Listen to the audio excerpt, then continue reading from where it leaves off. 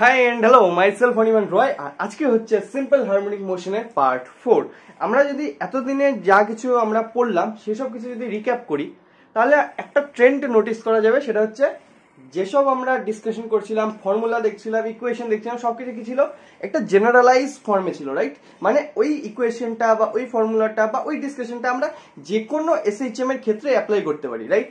যে কোনো এসএইচএম এর ক্ষেত্রেই যা হয় সেই ক্ষেত্রে, যেমন এসএইচএম পেন্ডুলামের ক্ষেত্রে হতে পারে, এসএইচএম স্প্রিং এর ক্ষেত্রেও হতে পারে, রাইট? যেরকম এক্সাম্পল প্রথম দিন দিয়েছিলাম। তো যে কোনো ধরনের এসএইচএম এর ক্ষেত্রেই সেই ফর্মুলা, সেই ইকুয়েশন, সেই ডিসকাশন সবকিছু অ্যাপ্লাই করা যায়, রাইট? এবার আজকে আমাদের টপিক জেনারেলাইজ ভাবে না, আজকে আমরা দেখবো একটা স্পেসিফিক এসএইচএম সম্পর্কে, একটা স্পেসিফিক সিম্পল হারমোনিক মোশন বা একটা নির্দিষ্ট সরল দোলগতি সম্পর্কে। ওকে, সেটা কি? সেটা হচ্ছে সিম্পল পেন্ডুলাম বা সরল দোলক। ওকে, যেটার এক্সাম্পল আমরা প্রথম দিন থেকে বারবার প্রতিটা ডিসকাশনে, প্রতিটা ফর্মুলাতে, প্রতিটা ইকুয়েশনে ইউজ করে এসেছি, ঠিক আছে? কি সেটা? সেটা হচ্ছে সিম্পল পেন্ডুলাম। ডায়াগ্রাম তো এতদিন ড্র করতে করতে মুখস্থ হয়ে যাওয়ার কথা। এটা কি? Equilibrium position. এটা কি? এতটা কি? এতটা হচ্ছে অ্যামপ্লিটিউড, সর্বাধিক বিস্তারে এ থাকে। তো এদিক থেকে আবার এদিকেও যাবে, রাইট? এদিকটাও কি হবে? সর্বাধিক বিস্তার হবে, রাইট? এরকম হয় পেন্ডুলাম। পেন্ডুলামটা এরকম করে ঝুলানো থাকে, এরকম করে ঝুলানো থাকে, এদিকে যায়, এদিকে যায়, এদিকে যায়, এদিকে যায়, এদিকে যায়, এদিকে যায়, এরকম হয় সিম্পল পেন্ডুলাম, রাইট? তো এটা হচ্ছে সিম্পল পেন্ডুলাম। ওকে, তো এই সিম্পল পেন্ডুলাম বা সরল দোলক, এটার সম্পর্কে আমরা আজকে দেখব, এটার এসএইচএম সম্পর্কে আমরা আজকে দেখব। তার অ্যাপ্লিকেশন কি হতে পারে, বা তার ক্ষেত্রে তার আগে তার কি কি ফর্মুলা, কি কি কোয়েশ্চেন ডিসকাশন কি কি হয় সেসব সম্পর্কে দেখবো। ওকে, ঠিক আছে? তো ডায়াগ্রামটা আরেকবার ড্র করি আর একটু ভালো করে। তো আজকের টপিক কি? আজকের টপিক হচ্ছে সিম্পল পেন্ডুলাম বা সরল দোলক। ওকে, তো সিম্পল পেন্ডুলামের ক্ষেত্রে কি হয়, এটা যদি ইকুইলিব্রিয়াম পজিশন থাকে আর এটা যদি তার সর্বাধিক বিস্তার থাকে, তো আমাদের যেহেতু এটার মোশন সম্পর্কে স্টাডি করতে হবে, তো এই যে টোটাল যে এখান থেকে এখানে গেল, ইকুইলিব্রিয়াম থেকে সর্বাধিক বিস্তারে গেল বা অ্যামপ্লিটিউডে গেল, মাঝখানে কোনো একটা পজিশন ধরে নিলাম আমরা। ওকে, মাঝখানে কোনো একটা পজিশন ধরে নিলাম, যেটাকে নিয়ে আমরা ক্যালকুলেশন করব। ধরলাম পজিশনটা হচ্ছে এটা, কত কোণ? থিটা। ওকে, কতটা গেল? গেল হচ্ছে এক্স পরিমাণ। এই যে সুতো বা কেবল বা যা বলা যায়, যেটাতে এটাকে ঝোলানো আছে, এই বলটাকে, এটাকে কি বলা হয়? দোলক পিণ্ড বলা হয়, ঠিক আছে? এই যেটাতে ঝোলানো আছে সেটা লেন্থ ধরে নিলাম এল, ঠিক আছে? তো এরকম হলো,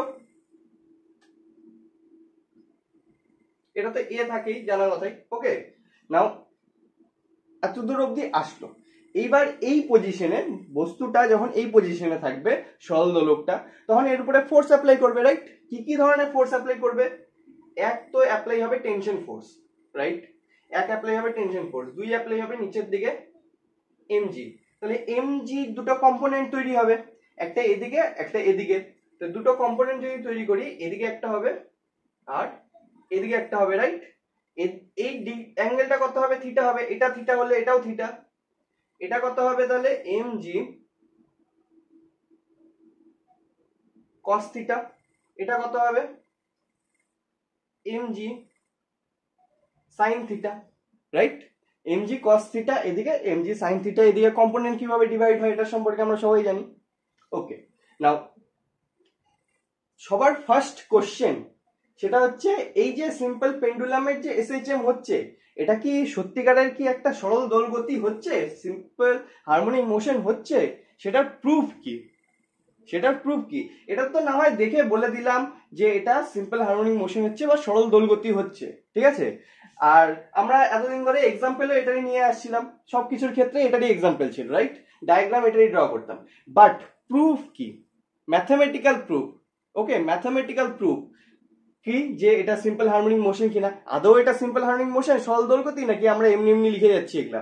তো ফার্স্ট কোশ্চেন হচ্ছে এটার ম্যাথমেটিক্যাল প্রুফ যে এটা একটা সিম্পল হারমোনিক মোশন, ঠিক আছে? তো কেমন করে প্রুফ করব? এখানে যখন বস্তুটা থাকবে, এর উপরে কি করবে? রিস্টোরিং ফোর্স কাজ করবে, রাইট? রিস্টোরিং ফোর্স কাজ করবে বা প্রত্যানয়ক বল, যেটা সম্পর্কে প্রথম দিন বলেছিলাম। তো এই রিস্টোরিং ফোর্স ইকুয়াল টু কার সমান হবে? এদিকে যেটা অ্যাপ্লাই হচ্ছে mg sin থিটা, রাইট? লেখা যাবে, এরকম লেখা যায়। এবার যেহেতু বস্তুটা এদিকে যাচ্ছে, ফোর্স এদিকে অ্যাপ্লাই হচ্ছে, যেহেতু উল্টো দিকে হয়, তাই একটা মাইনাস সাইন ধরে নিলাম, ঠিক আছে? মাইনাস সাইন শুধুমাত্র ডাইরেকশন দেখানোর জন্য, ওকে? আবার বলছি, মাইনাস সাইন শুধুমাত্র ডাইরেকশন দেখানোর জন্য। তো F equal to minus MG sine theta. এইবার সাইন থিটাকে থিটা লেখা যায় কখন? যখন থিটার ভ্যালু কি হয়, 4 ডিগ্রি থেকে কম হয়। ওকে, এই থিটার ভ্যালু কি হবে? 4 ডিগ্রি থেকে কম। কারণ 4 ডিগ্রি থেকে কম হলে এই জায়গাটাকে আমরা সরলরেখা ধরতে পারি। সরলরেখা ধরলে তখন আমরা এই এক্স যে ডিসপ্লেসমেন্টটা হলো, এটা সোজাসুজি এক্স হিসাবে লিখতে পারবো। ওকে, তো এই যে ডিসপ্লে মানে এই যে অ্যাঙ্গেলটা তৈরি করলো এখানে থিটা, এটাকে আমরা ধরে নিলাম 4 ডিগ্রির কম। ওকে, 4 ডিগ্রির কম অ্যাঙ্গেলে ওটা কি হয়েছে? ইনক্লাইন্ড হয়েছে। ওকে, তাহলে সাইন থিটাকে কি লিখতে পারি? শুধু থিটা। এবার থিটা ইকুয়াল টু কি হবে? থিটা ইকুয়াল টু কি হয়? X by l. কি লিখতে পারি? X by l. F equal to কি হলো? এখানে মাইনাস ছিল, minus mg x by L, right? আবার এফ ইকুয়াল টু আমরা কত জানি? এম এ, তাই না? তো minus m g x by এল। তাহলে এইখানে এম এম তো কেটে গেল, এম এম তো কেটে গেল, ফোর্স কি হয়? এম এ হয়, তো এম এম কেটে গেল, বাঁচলো এখানে এ। এখানে বাঁচলো minus G by L into X. এটাকে কি লেখা যায়? এটাকে লেখা যায় minus omega square X, minus omega square X. যেখানে ওমেগা কি? যেখানে ওমেগা কি হবে? ওমেগা হবে রুট ওভার জি বাই এল। তাহলে এইখান থেকে আমাদের কাছে কি আসলো? এ ইকুয়াল টু কি আসলো? Minus omega square x. এটা কি? এটা সিম্পল হারমোনিক মোশনের জেনারেলাইজ ফর্মুলা না, জেনারেলাইজ ইকুয়েশন না? যে মোশনের ক্ষেত্রে তার equation A equal to minus omega square x হয়, সেই ইকুয়েশনের যে মোশন হয় সেটাকে আমরা কি বলি? Simple harmonic motion. মানে যে গতির ক্ষেত্রে, মানে যেরকম মোশন, এরকম মোশন হতে পারে, এরকম মোশন হতে পারে, এরকম মোশন হতে, বা যেরকমই মোশন হোক, সেই মোশনের ক্ষেত্রে যদি আমরা সমীকরণ এরকম লিখতে পারি A equal to minus omega square X, তাহলে আমরা ওটাকে কি বলতে পারি? সেই যে মোশনটা হচ্ছে, সেই মোশনটা কি? এক ধরনের সরল দোলগতি বা simple harmonic motion, right?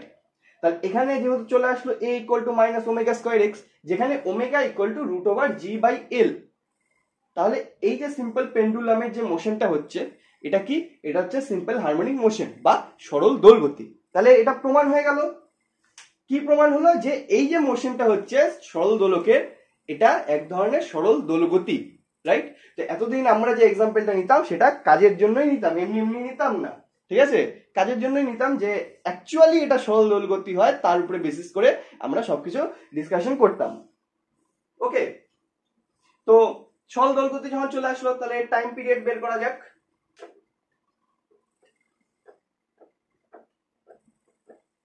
Time period equal to কি হয়? টি ইকুয়াল টু হয় 2 pi by omega, right? Equal to কি হবে? 2 পাই থাকলো, omega equal to root g by এল, তাহলে উল্টে গেলে কি হবে? L by g. এটা হচ্ছে টাইম পিরিয়ডের formula. Time period equal to 2 pi into root over l by g. Okay, root over l by g. Time period চলে আসলো, ফ্রিকোয়েন্সিও চলে আসবে, ফ্রিকোয়েন্সি হলে উল্টে যাবে 1 by 2 pi into root over G by l, same জিনিস। Energy কত হবে? এনার্জি ইকুয়াল টু কত হয়? এনার্জি ইকুয়াল টু হয় হাফ এম ওমেগা স্কোয়ার এ স্কোয়ার, রাইট? টোটাল এনার্জি যদি যে অ্যামপ্লিটিউড হয় সেটাকে আমরা এ দিয়ে যদি লিখি, মানে টোটাল যে অ্যামপ্লিটিউড হয় সেটা যদি এ এর সমান হয়, তাহলে ওমেগা স্কোয়ারের জায়গায় এটা বসায় দিব, half m g by l, কারণ স্কোয়ার আছে তো রুট উঠে গেল, ইন্টু এ স্কোয়ার, রাইট? তো এটাকে আরেকটু ভালোভাবে লেখা যায়। ভালো বলতে কিছু চেঞ্জ না, জাস্ট একটু সুন্দর করে কি হয়ে যাবে? M g a square by 2l, right? তো এটা কি চলে আসলো? এটা চলে আসলো এনার্জির পরিমাণ। ওকে, নাও এনার্জির কথাটা যদি আমি আরেকটু বাড়াই, এনার্জিটাকে নিয়ে আরেকটু কথা বলা যায়। সেটা কি? এনার্জিটাকে যদি দেখি, তাহলে এনার্জি ইকুয়াল টু কি আসে? M g a square by 2l, right? mg_a²/2l আসলো, ভালো কথা। যা যা ভ্যালু দেওয়া থাকবে সেই বসালে এনার্জি ভ্যালু চলে আসবে। ওকে, বাট ব্যাপারটা হচ্ছে এখানে যদি আমরা দেখি এনার্জি কার প্রপোর্শনাল হচ্ছে, এম এর না, মানে মাস। এই যে দোলক পিণ্ডটা আছে, এই যে বস্তুটা আছে, এই বস্তুটার মাসের উপরে, ঠিক আছে? কিরকম ব্যাপারটা, কোন যে জিনিসটা থাকবে, মানে যে বস্তুটার আমরা সিম্পল হারমোনিক মোশন ঘটাবো সরল দোলকের ক্ষেত্রে, এটাকে কি বলা হয়, দোলক পিণ্ড বলা হয়। ওকে, তো দোলক পিণ্ডটা কি হবে, যত বেশি মাস হবে, তার ভর যত বেশি হবে, সেটা ভারীও তত বেশি হবে। কারণ ভারী ওজন কি থেকে হয়, এমজি থেকে হয়। তো এম বাড়লে এমজিও বাড়বে, জি তো কনস্ট্যান্ট হয়। ওকে, এম বাড়লে জিও বাড়বে, মানে এম বাড়লে এমজিও বাড়বে, মানে টোটাল ওজন বাড়বে। তো ওই বস্তুটা কি হবে, ভারী হবে।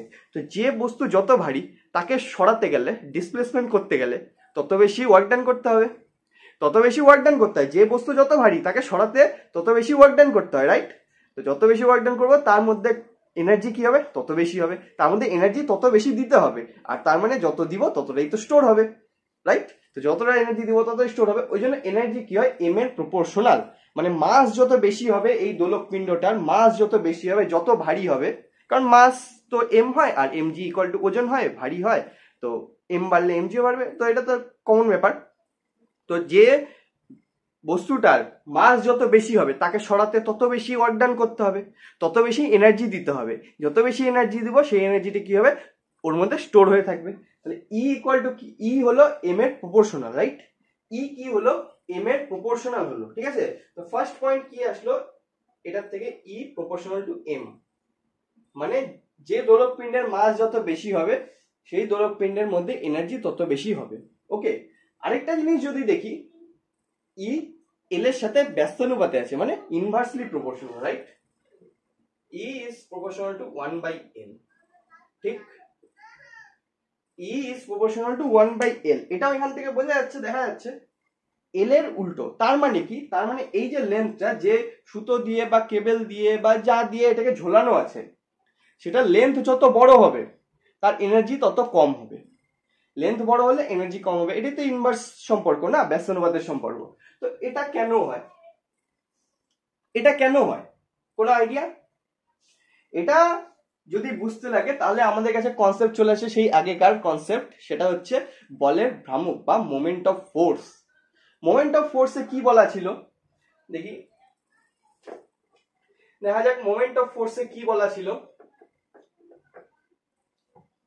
মোমেন্ট অফ ফোর্সে বলা ছিল, এখানে যদি ঘূর্ণাক্ষ থাকে আর এখানে যদি আমরা ফোর্স অ্যাপ্লাই করি, তাহলে বলের যে ভ্রামক বা মোমেন্ট অফ ফোর্স হয়, সেটা কি হয়, যতটা ফোর্স অ্যাপ্লাই করলাম সেটা ইন, আর ঘূর্ণাক্ষ থেকে তার যে লম্ব দূরত্ব, তাদেরকে মিলে যে ভৌত রাশি বা ফিজিক্যাল কোয়ান্টিটি তৈরি হয়, সেটাকে কি বলা হয়, সেটাকে বলা হয় হচ্ছে বলের ভ্রামক বা মোমেন্ট অফ ফোর্স।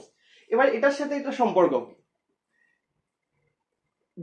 এখানে এইটা ঘূর্ণাক্ষ, মানে এটার সাপেক্ষে এখানে যদি কোনো বস্তু থাকে, এখানে যদি কোনো বস্তু থাকে, সেটা এই অ্যাক্সিসের সাপেক্ষে, অ্যাক্সিসটা এরকম, এই অ্যাক্সিসের সাপেক্ষে এরকম করে ঘুরবে, রাইট?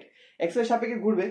এবার আমরা যত দূরে রাখবো বস্তুটাকে, মানে এই অ্যাক্সিস থেকে যতটা দূরে থাকবে, মানে যতটা দূরে আমরা ফোর্সটাকে অ্যাপ্লাই করব, সেটা তত সহজে ঘুরবে, সেটা তত সহজে ঘুরবে।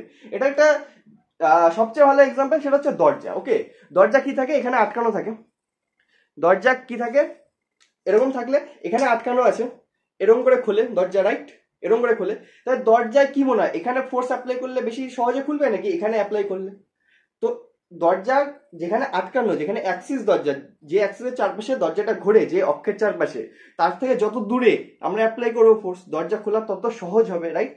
দরজা খোলা কি হয়, তত সহজ হয়। ওই জন্য দরজা যে খোলার যে ইয়েটা থাকে, হাতলটা থাকে, সেটা উল্টো দিকে থাকে। অ্যাক্সিস যেদিকে থাকে, মানে যার সাপেক্ষে ঘুরবে তার উল্টো দিকে, বিপরীত দিকে কি থাকে, ওই হাতলটা থাকে, রাইট? তো যত দূরে রাখা হবে তত সহজে ঘোরানো যাবে, আর যত কাছে হবে, যদি এই ফোর্সটাই আমি যদি এখানে অ্যাপ্লাই করি, এই ফোর্সটা যদি আমি এখানে অ্যাপ্লাই করি, তাহলে এটাকে ঘোরানো সম্ভব হবে না, ঘোরানো সম্ভব হবে না।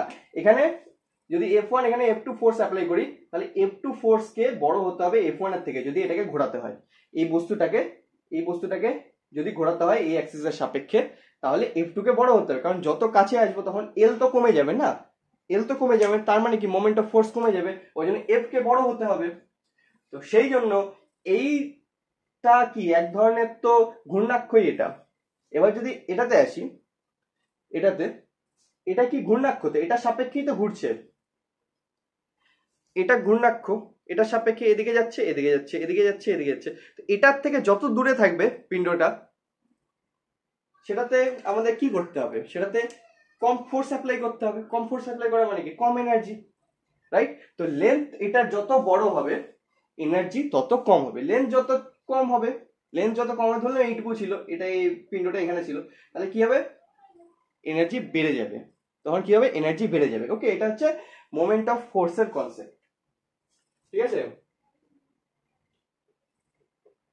তো এখানে এনার্জির ফর্মুলা থেকে আমরা এক তো কি দেখলাম, মাসের সাথে সমানুপাতিক, দুই লেন্থের সাথে ব্যস্তানুপাতিক। ওকে, তাছাড়া আর কিছু তো নাই, কারণ জি তো কনস্ট্যান্ট, গ্র্যাভিটেশনাল এক্সেলারেশন এ তো কনস্ট্যান্ট, ম্যাক্সিমাম কতটা কি হতে পারে, বিস্তার হতে পারে, এটা তো কনস্ট্যান্ট থাকে, আর দুই তো একটা নাম্বার জাস্ট। ওকে, তো এনার্জি হচ্ছে m g a square by 2L এর সমান, যেখানে এনার্জি এম এর সাথে প্রপোর্শনাল, এল এর সাথে ইনভার্সলি প্রপোর্শনাল। মানে মাস যত বেশি হবে এনার্জি তত বেশি হবে, লেন্থ যত বেশি হবে এনার্জি তত কম হবে। ওকে, তো এই হলো এনার্জির কথা। এবার এই সিম্পল পেন্ডুলামের ক্ষেত্রে আমরা শুধু টাইম পিরিয়ড, কম্পাঙ্ক বা এনার্জি এগুলা না, এর সাথে সাথে আরো একটা জিনিস বের করতে পারি, সেটা হচ্ছে টেনশন। সেটা হচ্ছে টেনশন। মেকানিক্স এর কথা যদি মনে থাকে প্রথম দিকের, সেই ক্ষেত্রে আমরা সবকিছুতে কি করতাম, টেনশনের ভ্যালু বের করতাম, রাইট? টেনশনের ভ্যালু বের করতাম। তো এখান থেকে আমরা টেনশনের ভ্যালু বের করতে পারি। ওকে, দেখা যাক কিরকম করে বের করা যায় টেনশনের ভ্যালু, বা যে তারের উপরে বা সুতোটার উপরে যে টান পড়বে তার ভ্যালু। ওকে, ডায়াগ্রামটা আরেকবার করে ড্র করি।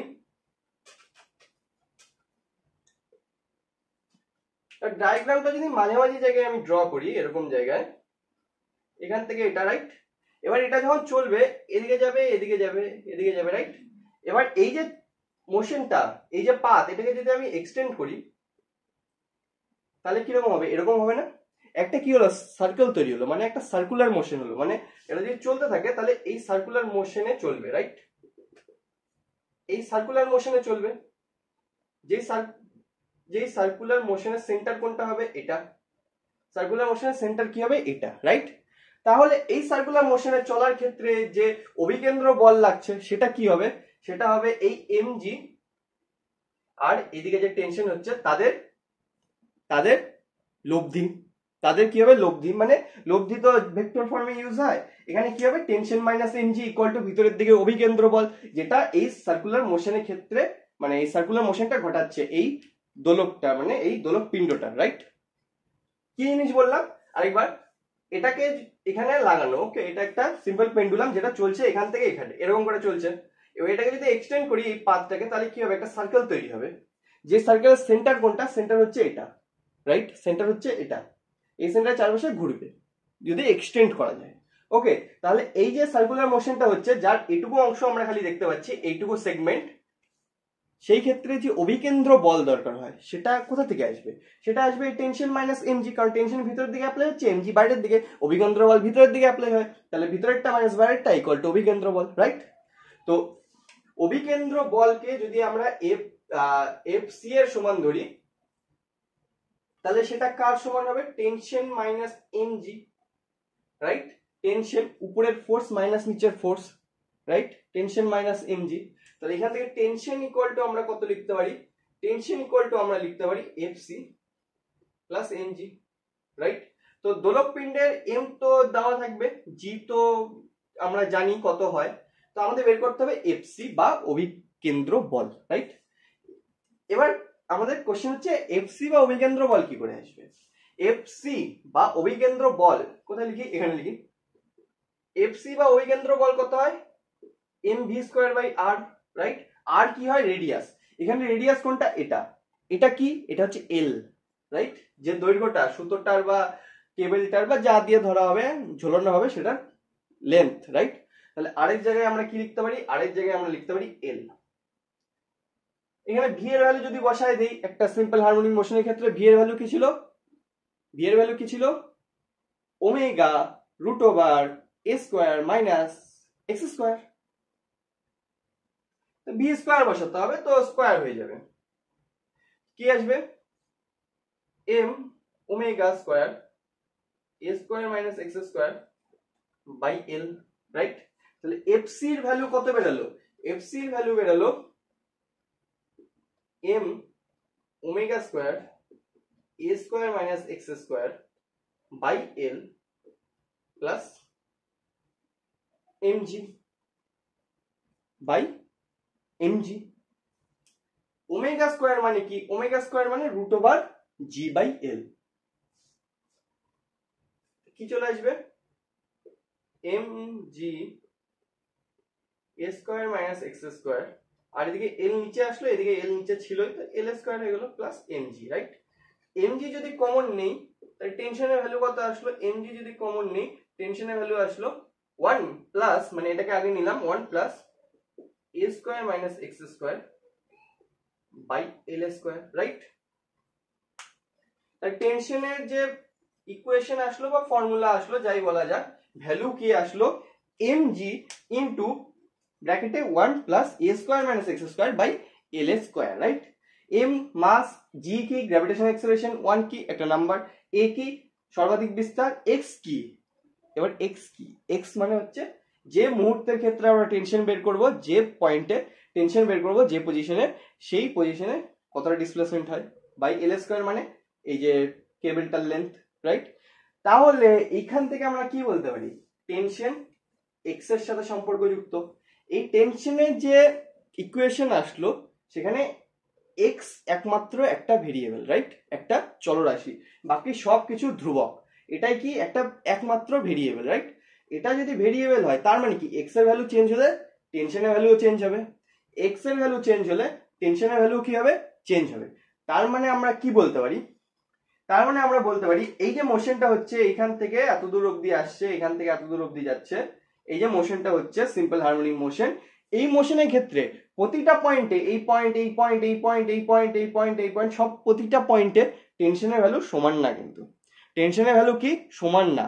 ওকে, সিম্পল হারমোনিক মোশনের ক্ষেত্রে কার? পেন্ডুলামের, সিম্পল পেন্ডুলামের সরল দৈর্ঘ্যের ক্ষেত্রে টেনশনের ভ্যালু প্রতিটা পয়েন্টে সমান হয় না। ওকে, তাহলে কত কত ভ্যালু হয়? তাহলে কত কত ভ্যালু হয়?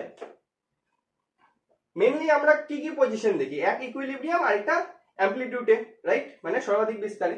তো ওই দুটাই দেখবো আজকেও। এক যখন x ইকুয়াল টু 0 হবে মানে সে এই পজিশনে থাকবে, এই পজিশনে থাকবে, এই পজিশনে থাকলে x ইকুয়াল টু 0 বসলে টেনশনের ভ্যালু কত হবে? টেনশনের ভ্যালু হবে mg 1 plus e square by l square, right?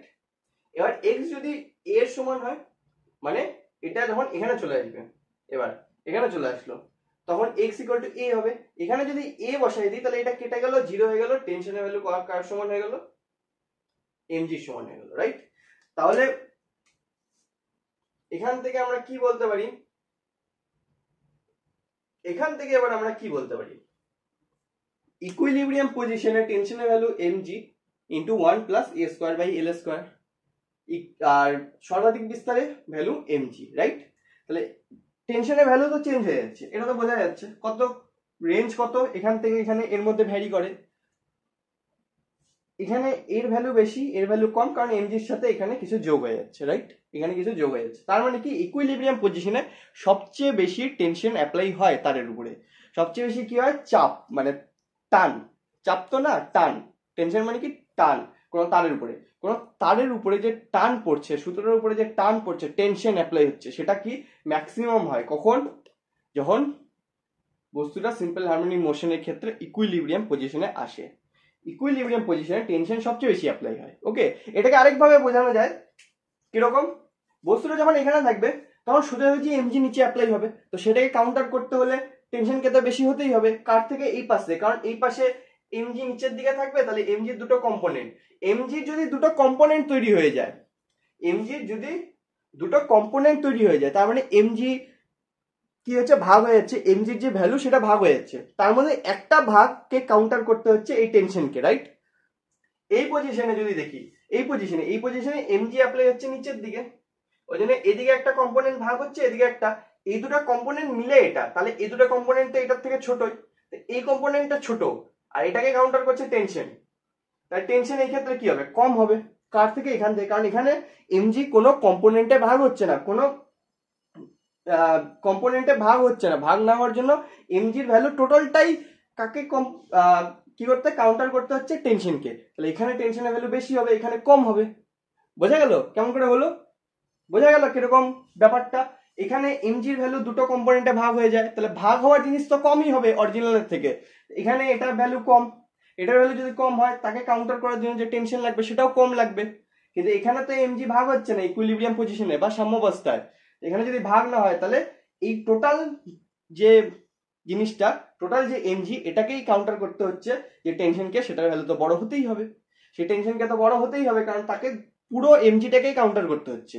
আর এই পজিশনে অ্যামপ্লিটিউডে এমজির ভ্যালু কমে যাচ্ছে, কম্পোনেন্টে ভাগ হয়ে যাচ্ছে, ওকে খালি একটা কম্পোনেন্টকে কাউন্টার করতে হচ্ছে টেনশনকে, রাইট? তো সেই জন্য কি হয়, অ্যামপ্লিটিউডে বা সর্বাধিক বিস্তারে টেনশনের ভ্যালু কম হয় আর ইকুইলিব্রিয়াম পজিশনে সবচেয়ে বেশি হয়। ওকে, সো টেনশনের ভ্যালু দেখে নিলাম আমরা, টেনশনের ফর্মুলাও দেখলাম। নাও আরেকটা ইন্টারেস্টিং জিনিস, সেটা হচ্ছে এই ইকুয়েশন থেকে আমরা বের করতে পারি, এই ইকুয়েশন না এক্স্যাক্টলি, এই সিম্পল পেন্ডুলামের ক্ষেত্রে যেটা হচ্ছে তার অ্যাপ্লিকেশন। ওকে, এবার আমরা দেখব হচ্ছে সিম্পল হারমোনিক মোশনের অ্যাপ্লিকেশন একটা সিম্পল পেন্ডুলামের। আমরা এখন কি বের করলাম, time period equal to 2 pi root over l by g, right? এখান থেকে আমরা জি বের করতে পারি। জি ইকুয়াল টু কি হয়ে যাবে, জি ইকুয়াল টু কি হয়ে যাবে, এদিকে তো 2 পাই নিচে আসবে, টি স্কোয়ার হয়ে যাবে, এল নিচে চলে আসবে, টি স্কোয়ার 2 পাই বাই এল, না কি উল্টে যাবে, রাইট? উল্টে যাবে জিনিসটা, সিম্পলি করি। ওকে, টি স্কোয়ার করে দিলাম, এদিকে স্কোয়ার হলে কি হয়ে যাবে, 4 pi square into L by G, G উপরে গেল টি নিচে গেল, তাহলে জি ইকুয়াল টু কি চলে আসলো, 4 pi square into L by T square, right?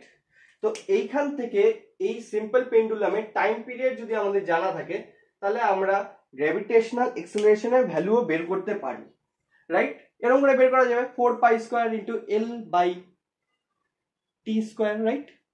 But এখন মনে হচ্ছে এটা কেন করবো, কারণ গ্র্যাভিটেশনাল এক্সেলারেশন বের করার তো আমাদের কাছে আরো অনেক ফর্মুলা আছে, আরো অনেক সিস্টেম আছে, রাইট? তো এটা কেন ইউজ করব? তো এটার ইউজ করার কারণ হচ্ছে এটার একটা অ্যাপ্লিকেশন আছে, সেটা হচ্ছে এই যে জি যে ভ্যারি করে হাইট আর ডেপথের জন্য, সেটা আমরা এই সিম্পল পেন্ডুলাম দিয়ে বলতে পারি। ওকে, কিরকম, এটা যদি পৃথিবীর সারফেস হয়, এখানে গ্র্যাভিটেশন এক্সেলারেশন জি হয়, যদি আমরা এখান থেকে উপরে উঠি, ধরলাম এইচ হাইট উপরে উঠলাম, তাহলে এখানে জি এর ভ্যালু চেঞ্জ হয়ে যায়। এখানে ধরলাম এইচ ডেপথ নিচে নামলাম, মানে এইচ গভীরতায় নামলাম, তাহলে এখানে জি এর ভ্যালু কি হয়ে যায়, চেঞ্জ হয়ে যায়, জি ড্যাশ হয়ে যায়, রাইট? উপরে গেলেও কমে যায়, নিচে গেলেও কমে যায়, রাইট? আমরা জানি এটা। তো কতটা পরিমাণ কমে সেটা আমরা এই সিম্পল পেন্ডুলাম দিয়ে বলতে পারি। এই সিম্পল পেন্ডুলাম, শুধুমাত্র একটা সিম্পল পেন্ডুলাম দিয়ে, নাম যতটা সিম্পল জিনিসটাও ততটা সিম্পল, কিন্তু এর অ্যাপ্লিকেশন অনেক বড়। এটার অ্যাপ্লিকেশন অনেক বড় কেন, কারণ আমি একটা হাতের মধ্যে সিম্পল পেন্ডুলাম নিলাম, নিয়ে এটাকে নিয়ে উপরে উঠলাম, কোনো হাইটে গেলাম, সেখানে গিয়ে আমি বলে দিতে পারবো গ্র্যাভিটেশন এক্সেলারেশনের ভ্যালু কত, মানে গ্র্যাভিটেশন এক্সেলারেশন কতটা চেঞ্জ হলো, জাস্ট একটা সিম্পল পেন্ডুলাম দিয়ে, কোনো কমপ্লেক্স যন্ত্র বা কোনো কমপ্লেক্স সিস্টেম দিয়ে না, শুধুমাত্র এই একটা সিম্পল পেন্ডুলাম দিয়ে আমরা কি বলতে পারি, উপরে যাব বা নিচে যাব, তার জন্য গ্র্যাভিটেশনাল এক্সেলারেশনের ভ্যালু যে চেঞ্জ হবে, কতটা পরিমাণ চেঞ্জ হবে, সেটা আমরা বলতে পারি। তাহলে কতটা মানে ইম্পর্টেন্ট জিনিস, কতটা কাজের জিনিস এই সিম্পল পেন্ডুলাম, একটা নামে সিম্পল, কাজে কিন্তু অনেক কাজ করে। সেটা আসে কোথা থেকে, এই গ্র্যাভিটেশনাল এক্সেলারেশনের ফর্মুলা থেকে, জি থেকে। জি ইকুয়াল টু যে বেরোলো 4 pi square into L by T square, এই ইকুয়েশন থেকে। ওকে, এই ইকুয়েশন থেকে আসে। কিরকম দেখা যাক, এটা তো একটা বেরোলোই, এটা পৃথিবীর সারফেস, এই সারফেসের ভ্যালু হচ্ছে জি, গ্র্যাভিটেশনাল এক্সেলারেশন বা অভিকর্ষীয় ত্বরণের ভ্যালু জি। ওকে, এবার ধরলাম এই ছাইটা উঠলাম, যার জন্য ভ্যালু হয়ে গেল জি ড্যাশ, তাহলে টাইম পিরিয়ডটা কি হবে, চেঞ্জ হবে, কারণ টাইম পিরিয়ড কার উপরে নির্ভর করে, জি এর উপরে, জি চেঞ্জ হলে টাইম পিরিয়ডও চেঞ্জ হয়ে যাবে। তো ধরলাম জি ড্যাশের ভ্যালু কত হচ্ছে, জি ড্যাশের ভ্যালু হচ্ছে 4 পাই স্কোয়ার ইন্টু এল, এটা তো কনস্ট্যান্ট। পেন্ডুলামটা যেটাকে নিয়ে উপরে যাবো নিচে যাবো সেটা তো সেমই থাকবে। এখানে টাইম পিরিয়ড কি হয়ে যাবে, চেঞ্জ হয়ে যাবে, টি ড্যাশ এর স্কোয়ার করে দিলাম। ওকে, তাহলে কি লিখতে পারি, জি ড্যাশ বাই জি কত হবে, G dash by G equal to হয়ে যাবে, sorry,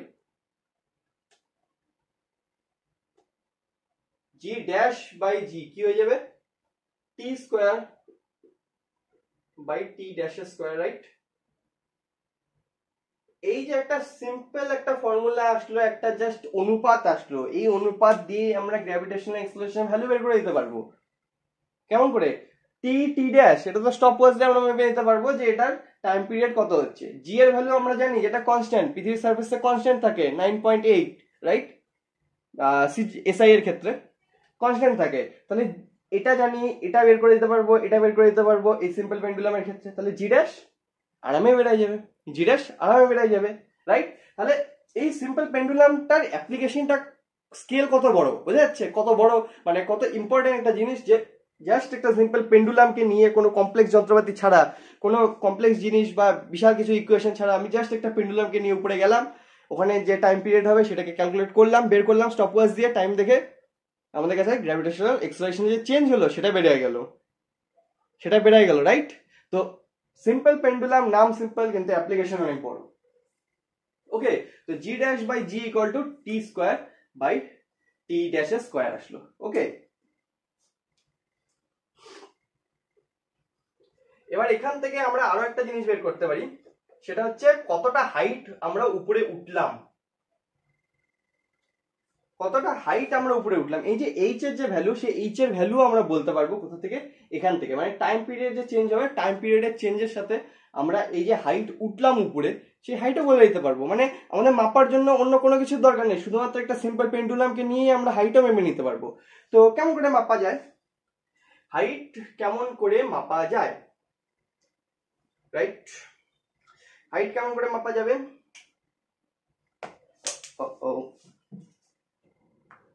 G dash by G equal to আমরা কত জানি, যদি আগের চ্যাপ্টার গুলো মনে করা যায় তাহলে কত ছিল, G dash by G equal to 1 plus, sorry G dash by G না, G by G dash, G by G dash কত ছিল, G by G dash equal to 1 plus H by R square ছিল না। আগের ফর্মুলাতে কি ছিল, G dash by জি এরকম টাইপের ছিল, right. G dash by G equal to আমরা কত লিখতাম, 1/1 প্লাস এইচ বাই আর তার স্কোয়ার। এবার এটাকে উপরে নিয়ে যেতাম, এখানে এটাকে উপরে নিয়ে যেতাম, তাহলে এখানে মাইনাস চলে আসতো, এই মাইনাসটাকে সামনে নিয়ে আসতাম, তাহলে কি হতো 1 মাইনাস 2h বাই আর, এরকম টাইপের চলে আসতো। তো এই জিনিসটাকে উল্টে দিলাম, ঠিক আছে, জি বাই জি ড্যাশ করে দিলাম। তো জি বাই জি ড্যাশ যদি আমরা করে দেই তাহলে কি চলে আসবে, 1 প্লাস এইচ বাই আর তার হোল স্কোয়ার। এই ভ্যালুটাকে যদি এখানে বসাই, তাহলে 1 প্লাস এইচ বাই আর তার হোল স্কোয়ার ইকুয়াল টু কি হবে, এটা উল্টে যাবে, কারণ এখানে জি ড্যাশ বাই জি আর এখানে জি বাই জি ড্যাশ, তাহলে এটাকে উল্টে দিলাম, কি চলে আসবে, T dash square by T square, right. Square square সব সরাই দিলাম, ওকে। তো এখান থেকে কি বলতে পারি, H by R equal to কি হবে, T dash by T minus 1, H equal to R into T dash minus T minus 1। তো এখান থেকে হাইট আমরা বলে দিতে পারতেছি, ওকে, অনেক বড় ব্যাপার এটা, যে হাইট বলে দিতে পারছি কিভাবে, একটা সিম্পল পেন্ডুলামকে নিয়ে, একটা সিম্পল পেন্ডুলাম আমি পৃথিবীর সার্ফেসে থাকাকালীন তার টাইম পিরিয়ড মাপলাম, আসলো কিছু একটা যেটা টি এর ভ্যালু। এবার আমি একটা নির্দিষ্ট হাইটে উঠলাম, ঠিক আছে, উঠে নিয়ে ওখানে ওর টাইম পিরিয়ড মাপলাম যেটা টি ড্যাশ আসলো, রাইট। এবার টি আর টি ড্যাশ দিয়ে আমি যদি এই ইকুয়েশনে সেটার ভ্যালু বসাই, টি ড্যাশ আর টি এর ভ্যালু, আর তো জানি কনস্ট্যান্ট 6400 কিলোমিটার হয় যেটা পৃথিবীর ক্ষেত্রে, রাইট। আর তো কনস্ট্যান্ট, পৃথিবীর রেডিয়াস কনস্ট্যান্ট, টি ড্যাশ টি বেরালো -1, কত চলে আসবে, হাইট চলে আসবে। তো কতটা উপরে আমি উঠলাম সেটা আমরা বলে দিতে পারবো কি দিয়ে, শুধুমাত্র এই একটা সিম্পল পেন্ডুলামকে দিয়ে, শুধুমাত্র এই একটা সিম্পল পেন্ডুলাম বা সরল দোলককে দিয়ে আমরা বলে দিতে পারি। ওকে, বোঝা যাচ্ছে ব্যাপারটা কিরকম হচ্ছে, ঠিক আছে। তো এরকম যেমন আমরা হাইট বলতে পারি, তেমনি ডেপথেরটাও বলতে পারি। ওকে, ডেপথেরটাও আমরা বলতে পারি কিরকম, ডেপথের ক্ষেত্রে কি হবে, এত দূর অব্দি তো same, g dash by g equal to t square by t dash square, right? g dash equal to কি হবে, g into t by t dash তার হোল স্কয়ার, রাইট? এরকম লেখা যায়, রাইট?